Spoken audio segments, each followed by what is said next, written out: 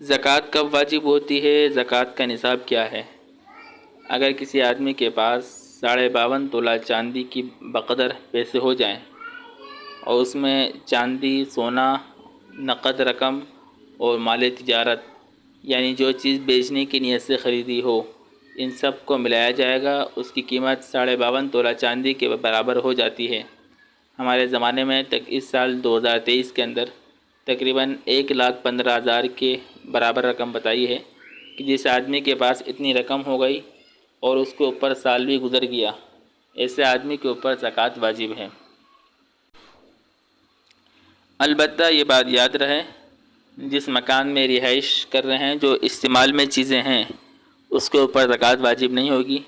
اسی طرح وہ مکان جو آپ نے کرائے پہ دینے کے لیے رکھا ہوا ہے، کرائے پہ چلا رہے ہیں، تو اس کے کرائے کی رقم کو آئے ہوئے کرایہ اگر جمع ہے تو اسے تو مال زکوٰۃ کے مال میں شمار کیا جائے گا، لیکن مکان کی قیمت کو نہیں لگایا جائے گا کیونکہ کرائے پہ دے رہے ہیں۔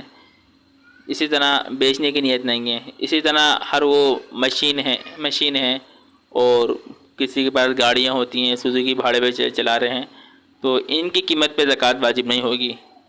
اس کے علاوہ جو چیز ہو جس کو بیچنے کی نیت سے رکھا ہے، کسی آدمی کے پاس 2 گاڑیاں ہیں، ایک گاڑی بیچنے کی نیت سے خریدی ہے، اس پر زکوٰۃ واجب ہوگی۔ کوئی پلاٹ بیچنے کی نیت سے خریدا ہے، اس پر زکوٰۃ واجب ہوگی۔ اسی طرح کمپنیوں، کارخانوں میں جو کچا مال ہوتا ہے اسے بھی بنا کر بیچیں گے، لیکن ابھی بنایا نہیں ہے تو اس کے اوپر بھی زکوٰۃ واجب ہوگی اگر سال گزر گیا ہے۔ ان سب کو ملا کر اس کی زکوٰۃ نکالی جائے گی، اور زکوٰۃ نکالنا بہت ضروری چیز ہے۔ اس کے فضائل بھی آئے ہیں اور وعیدیں بھی آئی ہیں۔